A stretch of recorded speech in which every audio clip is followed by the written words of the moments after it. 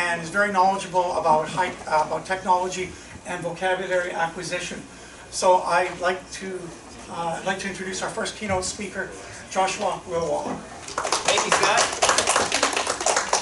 Give me a moment to pull up my slides.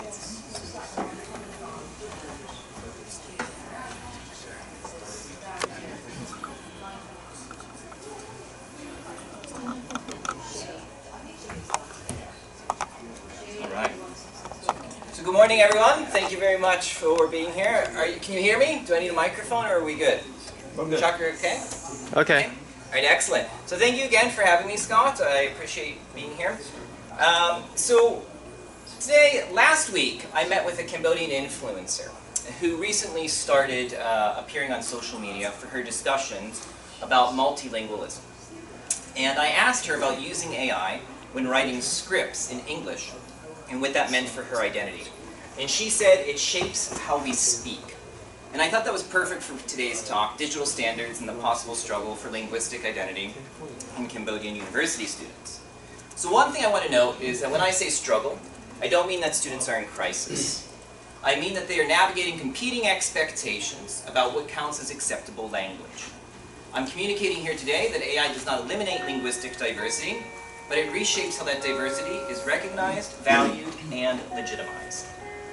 And so, I want to start with a bit of a story about this past school year. I was the advisor for the university's play, and the students were writing and practicing the script. And at one point, a student stopped me and asked, "Professor, Grammarly tells me it's mess, not messes. But this is how I talk. Is my English wrong?" And that last comment stuck with me. Is my English wrong? Another professor whispered in my ear, "Yes." Right? And, at first this might seem like a simple grammar question, but it really isn't. It goes much deeper than just that. It's about confidence, about identity, and about legitimacy, about who or what gets to decide what correct English is, and now, more than ever, that decision involves digital technologies. And so let me ask you, for the teachers in the room, have any of your students ever asked you something like this? Or said, is my English wrong? How did you respond? Anyone? Yeah? It's not the standard form that we use in this situation. Okay. Anyone else? Standardization, right? I often tell them the way we speak is different from the way we write. Okay. The way we speak is different from the way we write. We'll take a look at both today. Communication value is more important than the grammar. All right, communication value is more important. I teach at a public Taiwanese elementary school, and the standard answer is go by the textbook. There's only one answer. Yes. Oh, okay, interesting. All right, so that's only one answer. By the book or no other way? Yes. Okay, wow. Or it's going to be wrong on the test. Okay. Anyone else? Well, today I want to explore a broader issue. What happens when the English our students actually use meets the English that academia and increasingly digital systems expect?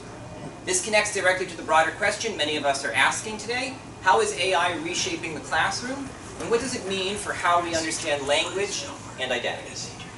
Specifically, what happens when an emerging local English meets a global algorithmic standard? So I want to put this within the context of Cambodia, where I come from. I've been at the AUPP for 3 years now. And so out of those 3 years, I've been studying how Cambodians speak English for 2 of them. So Cambodia's universities are at a crossroads because students are not just learning English, they're negotiating identity, belonging, and legitimacy through language. And now AI has entered that process. Over the past 3 decades, English in Cambodia has expanded rapidly. International schools are widespread. Students also grow up immersed in YouTube, Netflix, TikTok, and they are exposed to multiple Englishes, American, British, among others, often all at once. For many young Cambodians, English is no longer seen as Western, it's seen as modern. It is part of everyday life alongside an ongoing ideology since childhood that Cambodians must know English for a better life. But there's a paradox. English is expanding, but whose English is being valued? And so everything I discuss today can be understood through this tension between hybrid linguistic practices and global standards, with my students positioned directly in the center. On one side, we have what students actually do with language. Translanguaging, variations, fluidity, and of course, local meaning. On the other side, we have what institutions and technologies say English should be. Artificial intelligence, English medium instruction. Prescriptivism, fixity, and global legitimacy. As students are standing in the middle of these two forces, right, the question becomes, do they have to give up who they are in order to sound correct? And I want to give a bit of background about Cambodian English, right, and how it's evolved over the past several decades, so you have a bit more of an understanding. So Cambodia faced several decades of civil war, and granted this might be a little bit small, so. Several decades of civil war. And in the early 1990s, the United Nations Transitional Authority to Cambodia entered into the country to oversee the elections. During that time, tens of thousands of soldiers speaking French and English poured into the country.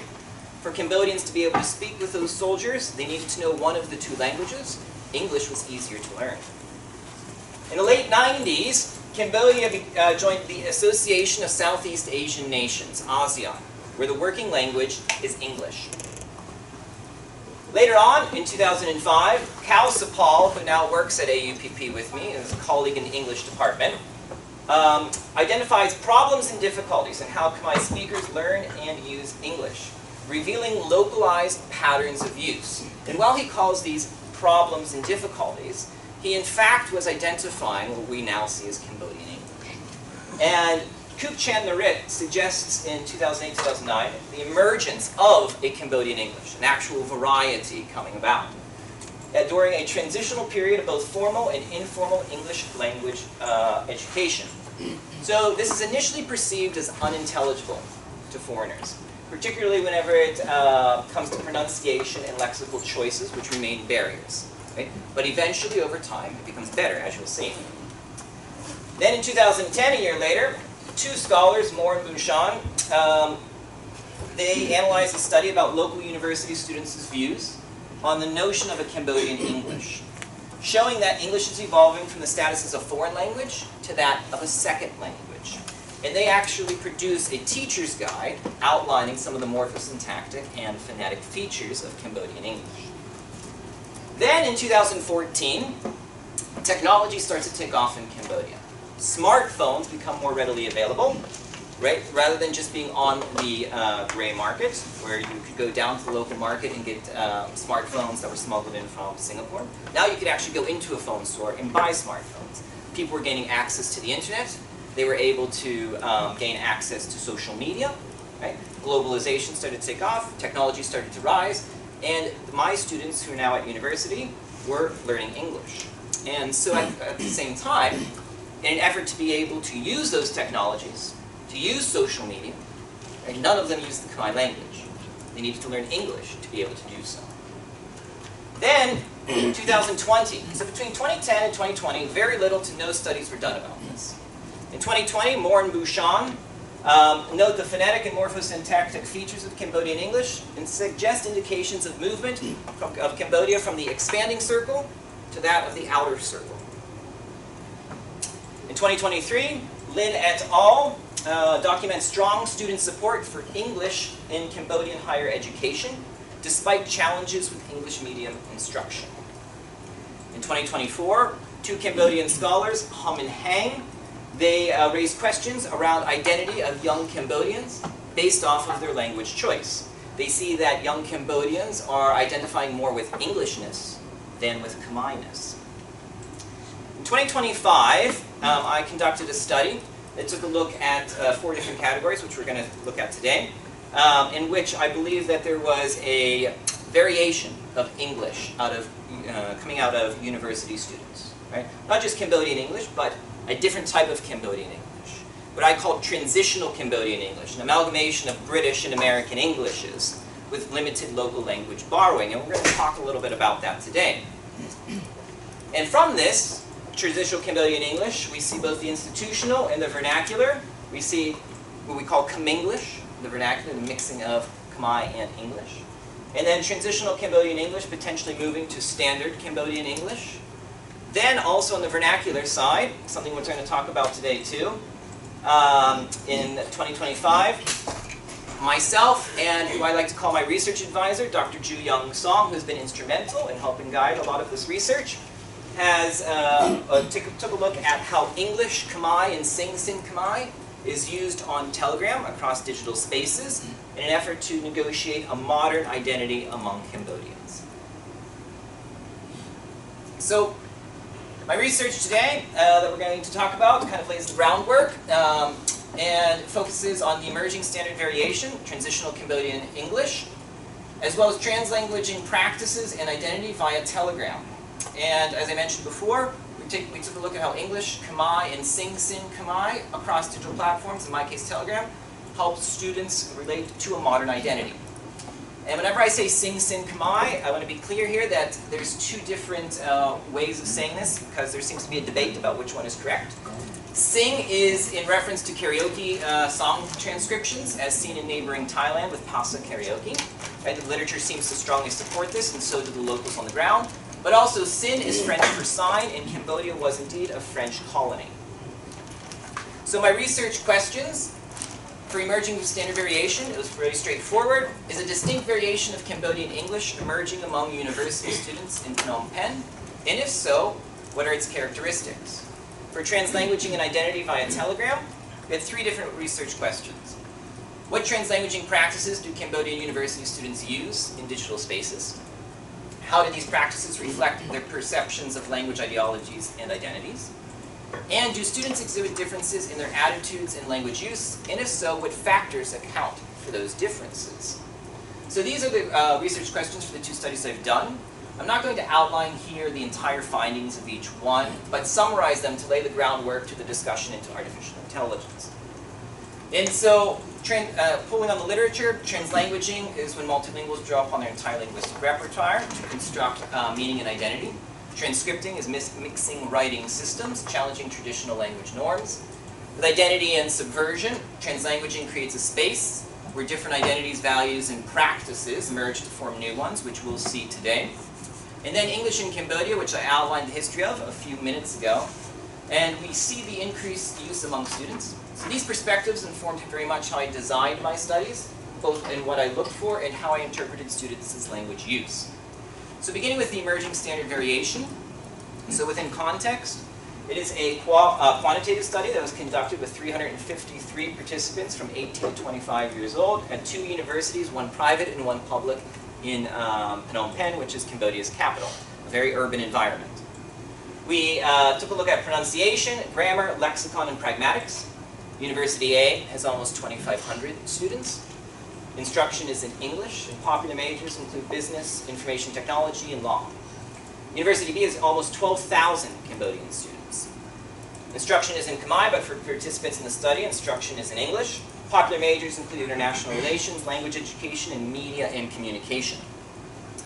The participants were selected through convenience sampling, 246 students from University A, 107 from University B. The sample does not represent all speakers. It acts as an initial data set for examining linguistic trends because it captures a segment of the population likely to drive language change, right? Digitally connected, educated university students who regularly engage with English in an academic and social setting. So what does this mean? Well, what we found from this study was transitional Cambodian English, an emerging standard variation characterized by the combination of American and British Englishes with limited local language borrowing. It's used among Cambodian university students who are exposed to formal English instruction in globalized media. A variation rather than a variety, because it is seen as a stage of development that incorporates elements from different established Englishes and local influences. It's not yet a fully distinct, stable, and codified variety, but is one step closer to a standard, which will likely be shaped by standard American English, given the language's prominence in both education and in media. And it appears socially reinforced through education, media, and digital communication, positioning Cambodian English very much closer to the outer circle than the expanding circle, and the consistent linguistic features distinguish it from random errors. So the average TCE profile, the speaker, if you go into Cambodia, go to Cambodian University, it's a 19-year-old female, enrolled full-time in her second year of a 4-year bachelor's degree program. Khmer is her first language, but she knows English well by attending international school with an American English curriculum and by watching videos on YouTube. She understands the grammatical differences seen in Cambodian English, and she code switches, depending on with whom she converses. She sounds something like this. I see your motorbike has a flat tire. Do you want me to fix it for you? I did a few times before in the province for my friend's wife and daughter. So, transitional Cambodian English speaker, most of my students do indeed sound exactly like that. And so transitioning to my second study, Translanguaging Practices and Identity.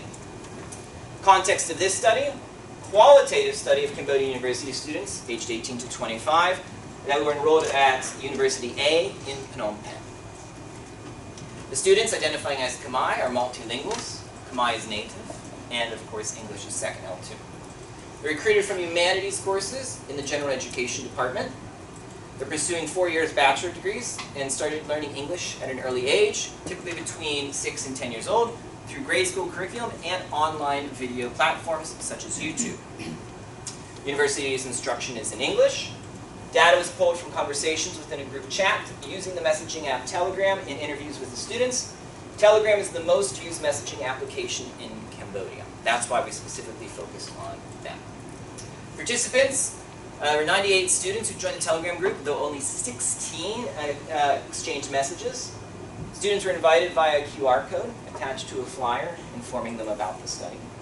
For the interviews, 11 students were selected from the Telegram group, a majority of whom were among the 16 who participated in the chat. This group of students was selected because they attended grade school between 2008 and 2022, and Cambodia is going through a change in the education sector with the emergence of more private and international schools. So their shared experiences and backgrounds helped examine how students negotiate identities and language ideologies through dynamic and fluid translanguaging practices. And I keep talking about translanguaging, and for those of you who are students in the room who may not know what that is, we see here, hello, English. Here we have Nyom Chmus, which means Sing Sin Khmer, Romanized form of Khmer, my name is, right? The use of Latin characters to write Khmer. And then Husor, that's Khmer script, that's his name in Khmer. He says, hello, my name is Husor, nice to meet you. He sounds like this. Let's see if I can. Hello, Nyom Chmusur, nice to meet you. So now I want to take a look at a Telegram chat. Right? And I selected a specific chat because it is very explicit in terms of identity negotiation. So to take a few seconds to look at this, and I'll explain it. English is in normal font. Sing Sin Khmer is italicized. So you can kind of see it here in line 3. Highlighted phrases indicate content in relation to ideology and identity. Slashes represent line marks. Usernames are replaced by letters, and translations are in parentheses. So this excerpt demonstrates practices of translanguaging and transcripting, such as what we see in line 3 here. And while also revealing a broader language ideologies that position the group in tension with traditional language norms. So in line 1, participant E uses Sing Sin Khmer combined with English to express that they don't know Khmer. They say, Cha nom o jes Khmer, I don't know Khmer. Participant A in line 3 challenges participant E using a mix of Sing Sin Khmer and English, highlighting expectations around language knowledge. So identity negotiation, however, becomes very clear in lines 9, 10, and 11, when participant E says, Khmer people will do anything but type out Khmer like a normal person. This stimulates a collective identity and reframes cultural perspectives. The responses are, we aren't normal people, never was. All 3 participants use only English, revealing a shared cultural stance that resists traditional language norms. What's important to recognize here is that this kind of communication, what we see on Telegram, is already a hybrid form. Right? It blends features of spoken and written language. In these spaces, standard language norms are often relaxed. But when students use AI as a grammar or editing tool, which we'll see soon, it tends to reinforce more standardized expectations, especially those associated with formal domains. So, among the interviews following the examination of the Telegram chats, we found that students call themselves and each other whitewashed. And they use this to describe their Western-influenced lifestyles and language choices. They reappropriated this term. And so it may be seen by outsiders, older generations, and people with traditional views as derogatory. Participants use the term self-deprecatingly, or as a compliment or a joke. And so it signifies being modern and connected beyond local culture and identity, and it's very reflective of what's seen in the Telegram messages. Khmer people will do anything but type out Khmer like a normal person. We aren't normal people. We're whitewashed. And so what this means, students aren't choosing between Cambodian or Western. Instead, they're creating a new hybrid identity, right? A third space. Interestingly, they refer to the non-standard spoken English, remember the timeline, as Khmer-English. And the interplay of both Sing Sin Khmer and English highlights how students subvert traditional language ideologies. And platforms and messaging apps such as Telegram provide a less regulated space where ideologies can be expressed and challenged, demonstrating how linguistic practices shape their hybrid identities. So the translanguaging practices of these students show how language is used to navigate tensions between local heritage and global culture. And their creative the creative use of language is a powerful tool for identity construction. And their use of Sing Sin Khmer in English is done so in an effort to show they are modern. And reflects, of course, what the literature suggests, that language is not just being used, but actively reshaped to construct identity in digital spaces. So in ongoing work, we're seeing similar patterns in students' attitudes. Many describe mixing English and Khmer as modern and creative. English is widely seen as necessary for success. More than 95% of respondents agreed with that statement. They still strongly associate Khmer with culture and respect, while Sing Sin Khmer is viewed by some as both creative and controversial. So again, we see this same tension between innovation and tradition. So here's the argument emerging from these studies. It tells one story, that Cambodian youth are building a hybrid linguistic identity. But AI, as we're going to be talking about today, could reshape how that identity is expressed and recognized. So up to this point, I've shown you what students are doing with language. Now I want you to consider what happens when AI enters that system. This next part of my talk builds on the findings to explore how these tools may begin to shape how language is evaluated. Before I move into this section, though, I do want to note that my empirical data focuses on language use and identity, not directly on AI interaction. So what follows builds on my findings and existing literature to explore how AI may intersect with these practices. So let's take a look at Cambodian English, such as the line I mentioned earlier from the student play, The Mess and Messes. So the full line is, "You never loved me, you never cared for me. All you wanted was to messes with me." So this is a variation in verb endings, where the ES form is used in a way that differs from standard English, but is seen in Cambodian English. So I asked Gemini, right, to improve this line. What do you think happened? What do you think happened? I asked Gemini to improve it. Any guesses? It corrected it, okay, in quotes, corrected it. Make it concise. Makes it more concise. What else? Anyone else? Well, now when we see something like this, most of us have the same instinct. We think, well, that just needs to be corrected, right? Like that professor whispering in my ear, "Yes, that's wrong." And that instinct is completely understandable. But what I want you to look at here is not whether it can be corrected, but what happens when it is. So this is what AI suggested, right? The main tweak needed is a small grammatical fix. Messes should be mess, right? And this reflects a common use case, AI as an editing tool. where outputs are nudged towards standardized forms. But the question here is not about correctness. Right? It's about what kind of English gets recognized as acceptable. Next, I explained Cambodian English to Gemini. Right? I tried to explain it and inform it. What do you think happened, and what do you think its response was in relation to the sentence after I informed it about Cambodian English? I'm going to guess it can handle it. It can understand that there are variants of English different from standard form. It can edit it accordingly. Okay. If it has enough training data. Okay, all right. Anyone else? That's fascinating. Summary of input doesn't correct the sentence. Or leaves the sentence as it was first corrected. Okay. Yeah, I'm just wondering what the prompt is asking. Is the person, are you saying to the AI? I'm informing it about Cambodian. Cambodian English exists. These are the morphic syntactic features. So are you saying, what do you want? Do you want to accept it or reject it or modify it or? Yeah, I'm saying this is a Cambodian English sentence. This is what Cambodian English is. So you have, can you improve the sentence? That's an indication. Well, that's the initial one. Yeah, that's the initial one, yeah. And obviously the AI is going to continue with that in the background saying, I want to improve this.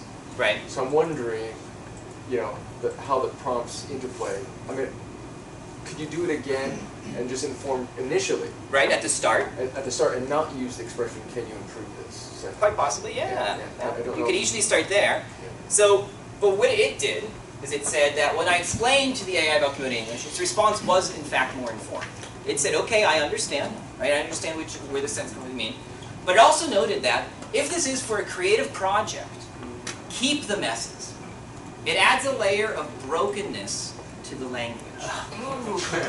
This, of course, is a value judgment, not a technical fact. Right? And that judgment reflects dominant norms about what counts as everyday or standard English, rather than a neutral assessment. And so think about that for a moment. Right? Brokenness. But what's interesting here is that AI doesn't just correct the sentence, right? It describes it, in fact, as broken. And it doesn't see this as everyday speak, so it's not only making a suggestion, it's assigning a judgment. And that judgment is based on a very specific idea of what English should look like. So, Grammarly, ChatGPT, Gemini, Perplexity, Cloud, Notebook LM, all of these are now part of students' everyday writing practices. But these systems are all trained on large data sets that often reflect dominant forms of English, especially American and British standards. So when students use these tools, they're not just getting help with grammar, right? They're being guided toward a particular version of what correct English looks like. And that's important because it means AI is not just assisting writing, it's shaping language norms. Of course, outputs can vary with prompts, but in everyday use, these tools commonly guide writing towards standardization. So practices such as TCE, Sing Sin Khmer, Cambodian digital hybridity, can be interpreted by institutions and technologies as deviation. So it's important to note here that AI is not neutral, and in many common uses, especially editing, it tends to promote standardization, and with it, power. And as we know, with language comes power. So I want to acknowledge that some recent work that suggests hybrid and multilingual language systems are quite resilient.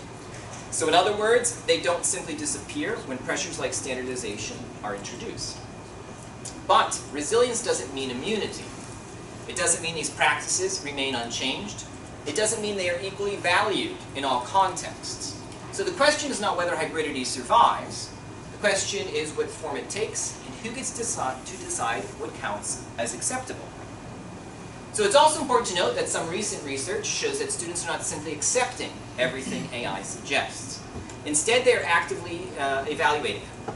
They decide what to keep, what to change, or what to ignore. In some cases, they even use translanguaging intentionally as a way to push back against standard norms, as we witnessed in my Telegram study. So rather than replacing their voice, right, AI becomes something they negotiate with. This reminds us that students are not passive users of technology, right? They still have agency. And they are making choices about how they want to sound and how they want to be understood. So again, the issue is not that AI controls language completely, but how it interacts with users who are already navigating complex linguistic identities. Also, just this week, a professor from the University of Toronto discussed his ongoing research in the conversation.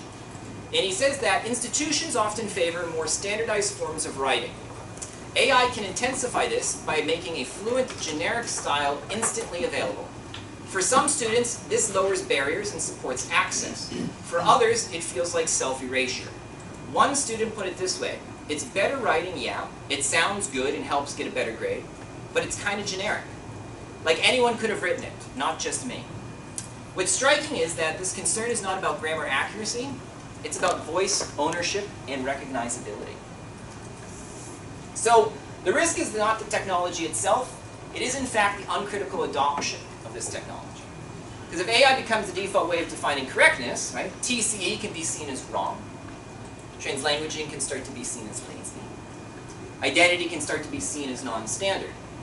And that's not just linguistic, it is political. So what do? Well, we recognize, we can legitimize, and of course we can teach. And so, more specifically, we recognize emerging Englishes. We legitimize hybrid practices. And we teach AI critically. And what I mean by this is, for example, students can write their thesis statement for an argumentative essay without the assistance of any AI-powered tools, submit to an AI, then ask AI to analyze what it changed. Such as, did AI remove a local variation that carried specific meaning for them? This also helps students understand when standard norms are expected, and when hybrid practices are appropriate and meaningful. So this requires, however, a pedagogical shift in how we think about teaching, moving from error correction, right, to awareness and validation. Of course, language expectations vary by context. Formal academic writing differs from digital communication. And students need to navigate both. So it's a responsibility of teachers, and even should extend to AI companies, right, to help them. So some research suggests that AI doesn't have to work against multilingualism. In fact, when it is designed and used thoughtfully, it can actually support plurilingual development. So for example, an AI can help students compare different language forms, reflect on their choices, and become more aware of how meaning shifts across contexts. So again, the issue is not the technology itself. It's how it is designed and how we choose to use it in educational settings. This strengthens the idea that AI can either reinforce standardization or help students better understand language, identity, and choice. And so beyond Cambodia, similar tensions are emerging across many outer and expanding circle Englishes, where localized forms of English coexist with global standardized norms. Countries such as Nigeria, the Philippines, and Thailand are navigating these dynamics in different ways. The key difference is how language norms are formed. Traditionally, languages evolve gradually through variation, social interaction, and community acceptance. But AI changes that process. Instead of communities negotiating what counts as acceptable, AI introduces constant correction at scale. Norms are no longer only shaped socially, they are increasingly shaped algorithmically. So, on one side, AI prioritizes efficiency. So anything that doesn't follow a consistent pattern starts to look like a problem. Variation looks like error. Hybridity looks like inconsistency. Translanguaging looks like deviation. But from a linguistic perspective, those same things are actually normal. Variation is how languages change. Hybridity is how people express identity. And diversity is just how real communication works. So the tension here is not, the tension here is that what is natural for humans can appear to technology as noise. And these tensions are especially visible when tools used for formal writing are applied to hybrid communication spaces. And for this example, I'm going to give you Telegram. So Telegram now offers an AI assistance button in the message box. As you start to type a message in Telegram, the AI button pops up. So these tools are not separate from these spaces. They're now embedded within them. The same space where students are using hybrid, flexible language is also the space where standardized suggestions are being introduced. So when I conducted my research last year, this AI button was not available to participants. Telegram only introduced this button last month. And so it will be interesting to see how students are using this feature. And as you can see here in the example, I took the same sentence from the play that I discussed and have been discussing throughout this presentation, and it corrects it just like it did with Gemini. So standardization has always existed. Institutions enforce norms and teachers corrected deviations, but AI intensifies it. What's different about AI is how it corrects language. It's continuous. Okay? And sometimes you don't always notice it happening. It's constant, it's happening every time you write, and it's scalable. It's happening to millions of users at the same time. So invisible, constant, and scalable. So AI does not only standardize language, right? It reorganizes linguistic authority. Keep talking about power. And that has consequences. So of course, who benefits? Those closest to dominant norms, the inner circle. And who loses? Emerging Englishes, hybrid identities, localized variations. So in the past, schools and big organizations decided what was correct English. And teachers fixed your mistakes. Today, algorithms like AI and autocorrect do that job. Instead of a teacher giving you a grade once a week, the technology is correcting you every second, often without you even noticing. So when algorithms define correctness, diversity can be interpreted as deviation. So we have to teach AI not to replace student voices, but to illuminate power, norms, and choice.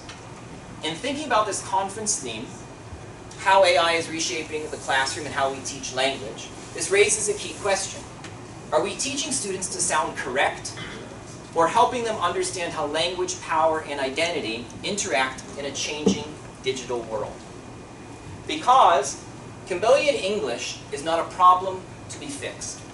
It is a system in formation. And when AI defines what counts as correct, we risk correcting students out of themselves. Any questions?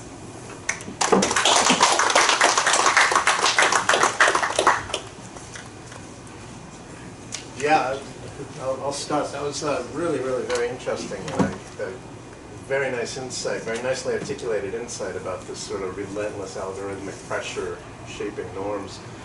But an actual question, I'm wondering, obviously what you say as global applies globally, but in terms of your sample and in Cambodia, I'm wondering a little bit about like what sort of social segment, is this like an urban middle class style of English, and also what would be happening in other parts of Cambodia? Yeah, so primarily these studies took a look at an urban environment, Phnom Penh, in the capital, 18 to 25-year-old, middle to upper class Cambodians who attended a private university. However, we did run one of these studies at a public university in Cambodia's capital and at a provincial city in Siem Reap, which is somewhat urban but more of an international city because of Angkor Wat, so a lot of tourists. And we, with transitional Cambodian English, they matched. The only difference was lexicon in Siem Reap. So there were some lexical differences that we saw, but besides that, the other categories were pretty much aligned. So socioeconomically, that's something that we need to take a little bit more of a look at. But I would definitely say it's 18, 25-year-old Cambodian university students, so educated students. But English is incredibly prominent in Cambodia for those of you who visited in terms of the urban environment. And whenever, for example, whenever I go down to the public school system, I do hear students communicating with each other in English, which is quite interesting. So even in the one ongoing study we're doing now, we're seeing that some students are telling us that their parents are saying they don't speak proper Khmer because they prefer English. So. This is also university students, or? I'm sorry? The latter study? Yeah, university students, yeah. All of my work has been around university students. Yeah, going back to a bit about power, how do you see it going forward in the sense, I'm just kind of thinking about the U.S. Basically, anytime you're looking at language, you kind of mentioned it. Historically, this is how language works. Do you, not to be trite about it, but do you think this is the end of diversity? I mean, that's kind of no, actually not at all. I mean, even some of the some of the studies coming out on that stuff, like I mentioned here, right? AI doesn't necessarily. I mean, students are still kind of negotiating with the AI about what it is that they select. So depending on the U.S. context, you're looking at, again, thinking about Black English in particular. Sure. That's a minority group that is fighting against the majority, obviously, and is generally always considered non-standardized. I mean, it's welcomed in the creative sphere. I mean, we see it in movies and things like that, but it's never going to be accepted in a standardized way. Still stigmatized. Yeah. Well, yes, there's a stigma there, and I mean, I can't speak to the American context, considering my. So, what I'm kind of getting after is this group of students going to be the future leaders of Cambodia? But how far are they up socially, and does it have a chance of, being part of the majority? Yes. Well, I mean, yes. I would say that the students that we're studying now, very much this middle class, this emerging middle class of Cambodians, are very much Cambodia's future in terms of potentially high-level positions. I mean, jobs now in Cambodia advertise for English speakers. So, in the sense that so, you kind of mentioned, like, parents are kind of saying, "Oh, my kid doesn't even know." So, there's going to be a backlash, if not already occurring. To what extent? Again, this is a power base. Yeah. Are they going to accept that backlash? Well, this is the big question, because with, language comes power, but also biases, right? And then we have group separations and everything else. So it's going to be a bit of an interesting next, 30, 40, 50 years or whatever, as the language continues to evolve. Because, I ask my students, I say to them, will you teach your kids Khmer? And they all say, yes, of course, we'll teach our kids Khmer, because we want to be able to communicate with their grandparents. And what about whenever everyone in the family speaks English? Well, they teach their kids. And so they're like, oh yeah, nationalism is very strong in Cambodia, and so they're very nationalistic, and so very much I would say they still see Khmer. There's still respect for the language. There's still respect for the culture. So there's none of that. It's just that the preference is English, because there is an ideology. A lot of these students, their parents have told them since they were young, you need to know English for a better life. And so previously, we saw a lot of Cambodians become educated and leave Cambodia. Now we're seeing a lot of those Cambodians stay.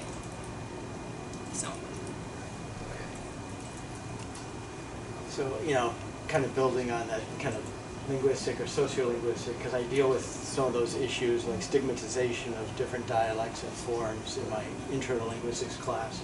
But, something that really struck me was earlier on when you showed that one chat about, we're not normal, we never was. Yeah. And then you get to the AI talking about brokenness. Yeah. That's just such overt, there's no subtlety about that reinforcement of that very negative, self-judgment, right? Very much so, yeah. I thought I could easily go back to it, but I can't. It's okay, yeah. So, it's blatant. Yeah, how's that going to play out? And I'm really interested, particularly because in Cambodia, they communicate only on telegram. That is the go-to way of communicating. And so I'm really interested to see if any students will use that AI button. So to be able to rewrite their sentence or their comment, all of that. So especially if they write sync and it starts to highlight, I don't know, because I don't think it does it yet. In order for you to be, it's not automatic. You have to press the button to get the assistance. Right? And so I don't know at what point would Telegram start to introduce automatic corrections. So, yeah. Then you can't choose. I'm wondering if they're going to start using this as training data. So, that's going to be a bigger question for sure. Yeah, no, you go ahead. I'll steal your thunder for a minute and add on to your thunder, because I think as a product, as a commercial product like Telegram, it's in their best interest to tailor it to user preferences.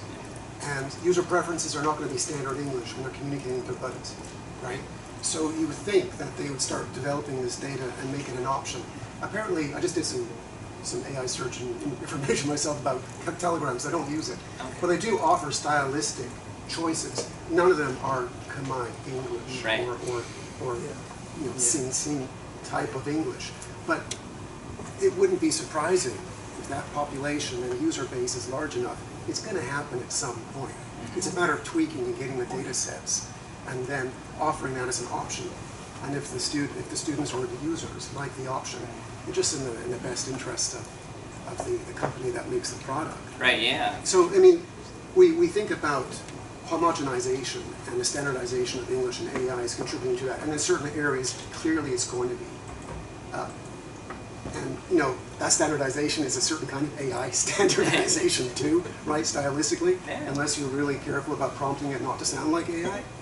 But in more like specialized linguistic groups or unique groups, then it doesn't have to go that way, right? Right. Yeah. It can go the other way, maybe to a stereotypical form of Khmer English. Well, that's the thing. I mean, like I mentioned about transitional Cambodian English potentially moving to standard Cambodian English over time, and possibly, that's whenever it picks up on it. But yeah, it's a big question because we're right now at this tipping point. They're going back and forth, and there's no stopping Cambodian, like English in Cambodia. There's just no way of doing it. So. Okay, so my question feeds off of that, and I was struck when Paul's talking about blowback from this. Okay, I've talked about this with you and with Paul. In a forgotten chapter of EMI education, before World War II, there were many English language colleges in China, and most of them were run by churches. And our school's founder, Dr. Bao, was educated in one of them. And this was stopped in China primarily because the communists took over. The communists won a civil war, and they shut down all these schools and launched Mandarin language education. But the KMT, the Nationalist Party of China, that tolerated these schools and educated a lot of their elites in these kinds of schools. When they came to Taiwan and they took over the school system here, they did not reopen English medium schools, even though some of the schools in Taiwan were reopened with the same name as schools in China, like Furen and Donghai. They were not reopened as English medium schools. And until the establishment of fully democratic governments, English medium schools have been, I don't want to say they've been forbidden, but they've been made so difficult to operate. They've only been operating in international schools. So when Paul talks about like blowback, what was the word you used? That wasn't blowback. I mean, just the older generation pushing back or revolting, or there's a backlash. Yeah. See, and I look at this, and you're talking about a generation of elite Cambodians who are educated with a different identity maybe than unilingual Cambodians or local language unilingual speakers. Outside of urban environments, outside urban areas, international cities like Siem Reap, it's a bit of a different situation, but those especially now that I would say Khmer is available on social media and on keyboards. But Sing Sing Khmer, one of the reasons most people use it is because it bypasses the Khmer keyboard, because it's very difficult for Cambodians to be able to type Khmer. And so, but the proliferation of English medium instruction schools in Cambodia is astronomical. I mean, from 2010 onward, I mean, it's really, and even big international schools from like the UK, the US are coming into Cambodia. So Australia too. Yeah. Okay. So just a little add-on to that one too. Very often right now we're all stuck in this kind of keyboard communication mode.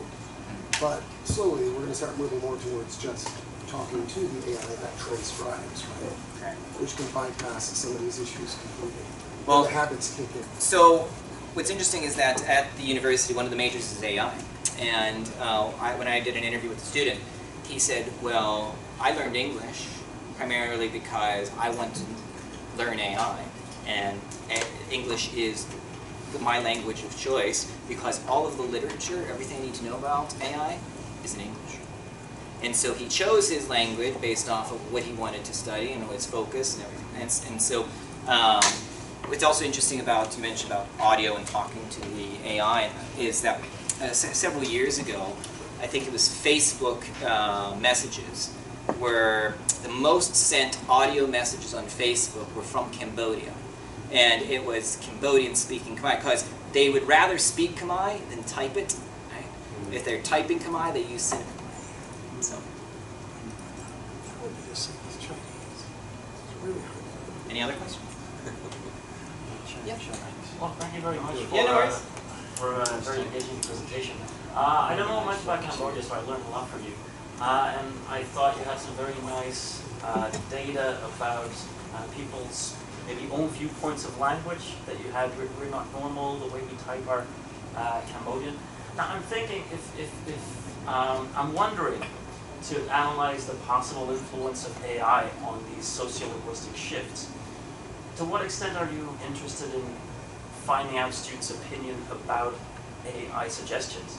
Because it seems to me that's one thing you need to take into account if you want to have a full picture. Well, that's the next step. So, like as I mentioned before I went to the AI section, is that my empirical data mostly focuses on language and identity, not necessarily on AI, but feeding on that in the current literature.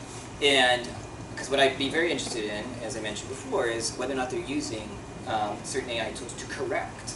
Like we know for a fact, and Jay talked about this yesterday, that when you give a student an essay, they just turn straight to AI to have it written. Especially in Cambodia, like there's in terms of academic English, there's a fear there, and so they rather have AI do it. And so I think that's kind of the next step in the process, is to be able to understand not just academically or in formal writing, but also in these hybrid practices. Are they turning to AI to be able to standardize their language?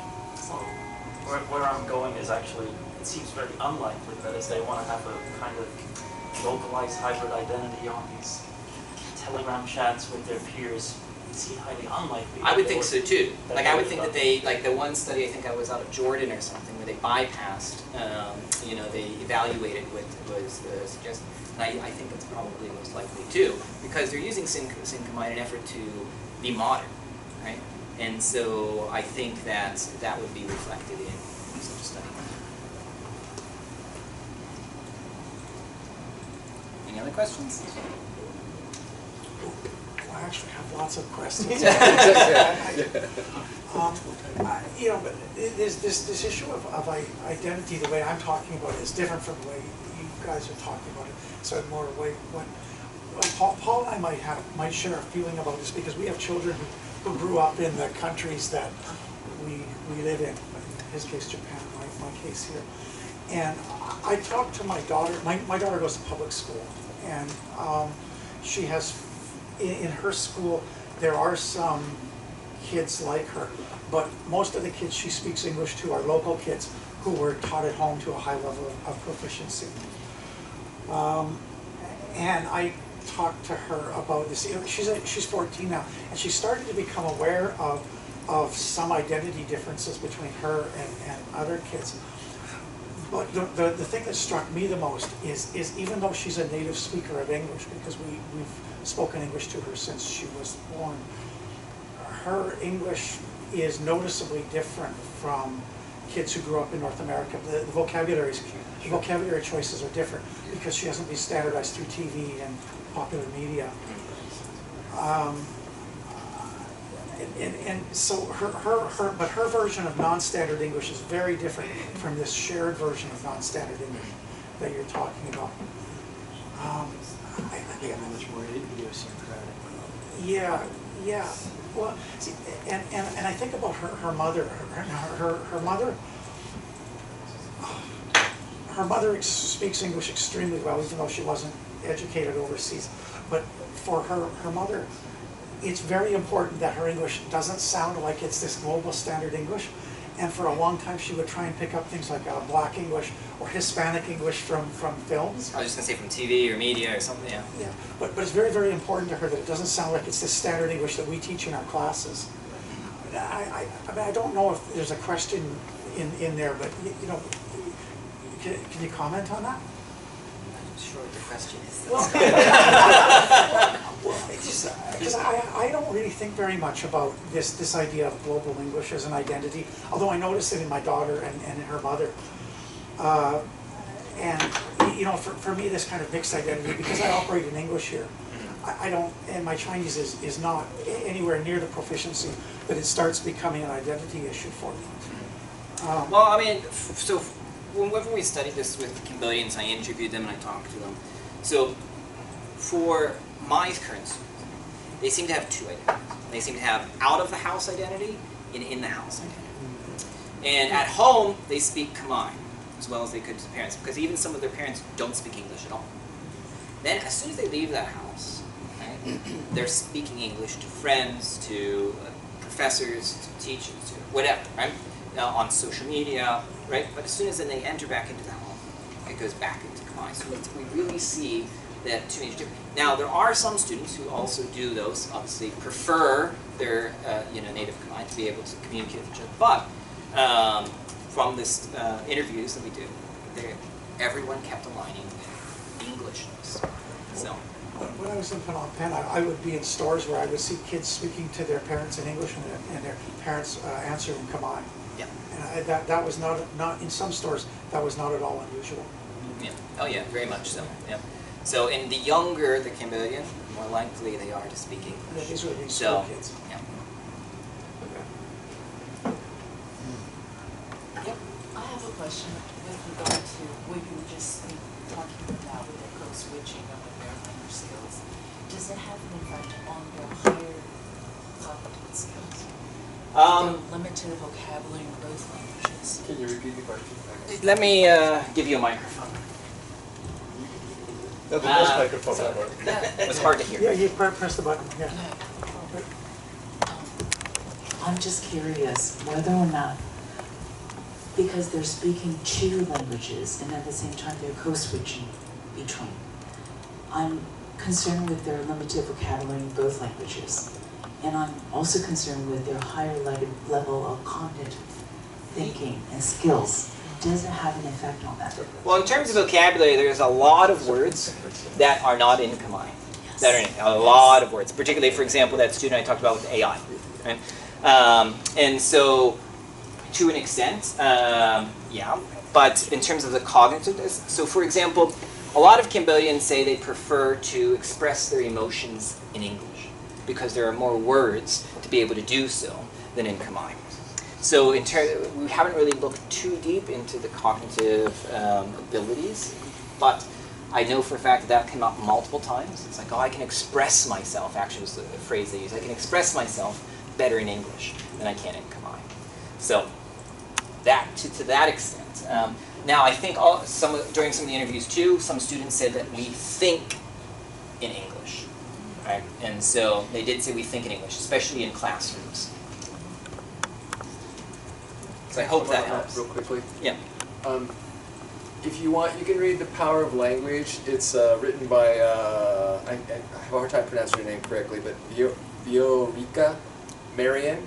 So there's a lot of research from the neuroscience art field that bilinguals are never ever deficient in either or language, right? They're equal to or beyond a monolingual, right? So I think that's probably a good place to look at that book Yeah, plenty of great memory. to understand more about how neuroscience and how bilingual kids' brains work more efficiently.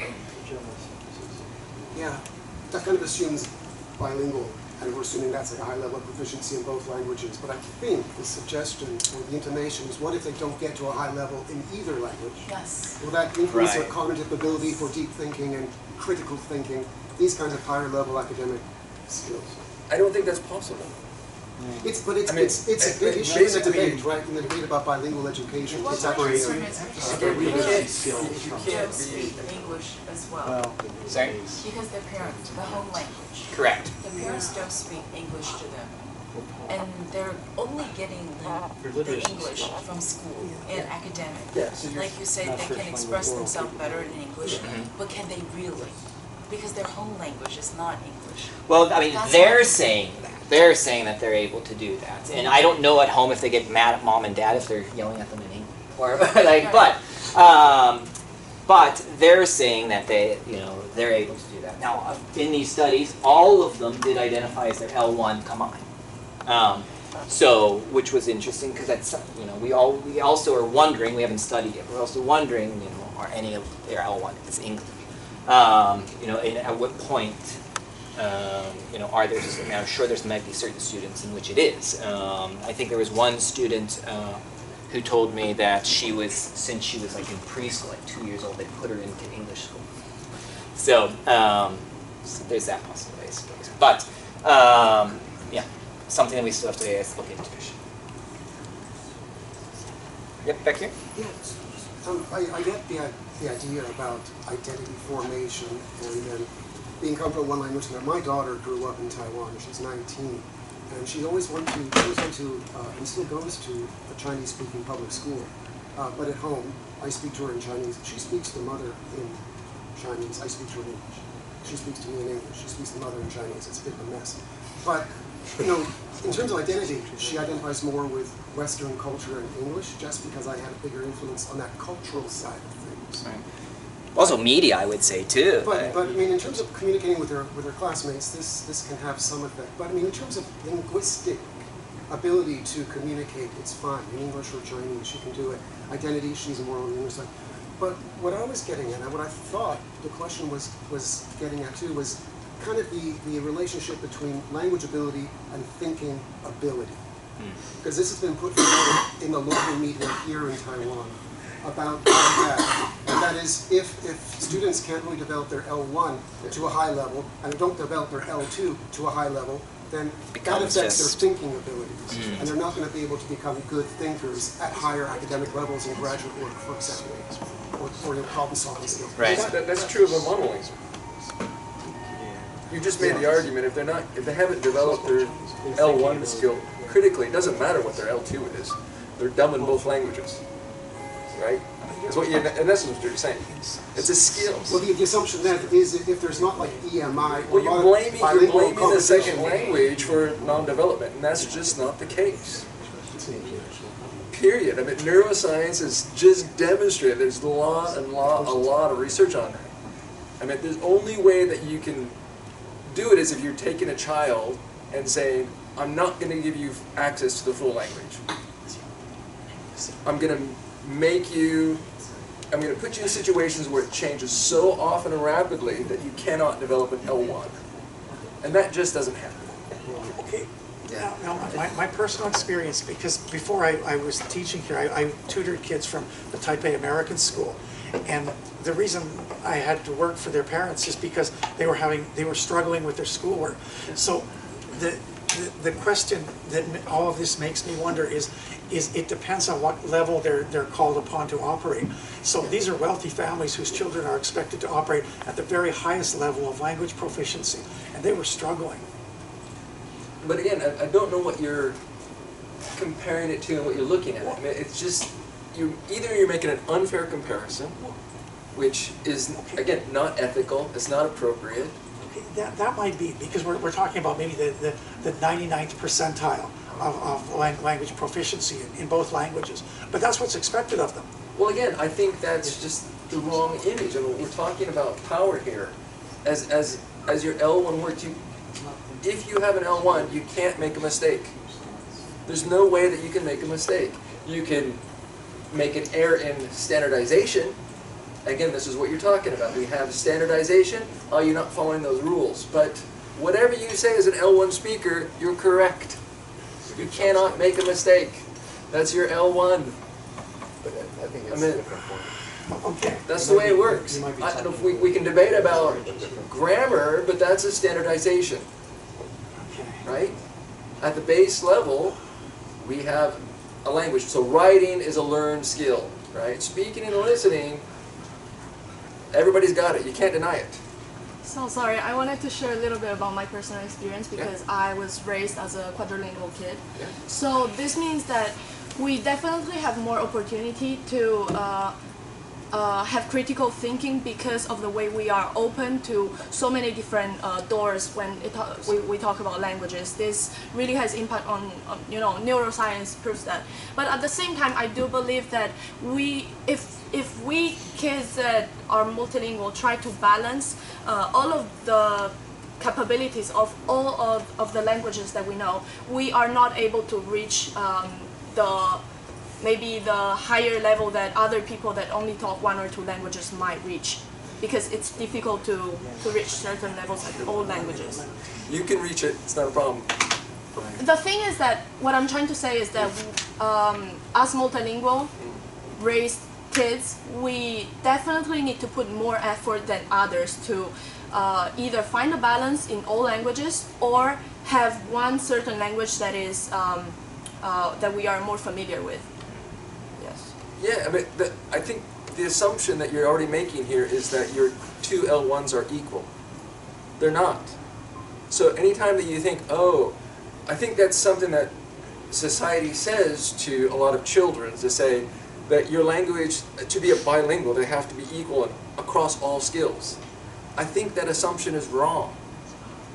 I mean, just because a monolingual has nothing to compare it to, so then you feel like, oh, I'm better at this than I'm at this. Well, that's going to happen with anybody and anything, right? So the assumption, if you take just one language, put it aside and say, how are you doing in that language? Don't think about the other language. You'll be equal to or above whatever standard you want to give it to. Now, I don't want to, but I'm going to have to stop this discussion because we have to take a short break and move to the sessional rooms, which are across the hall. So thank you very much, everybody. Thank you.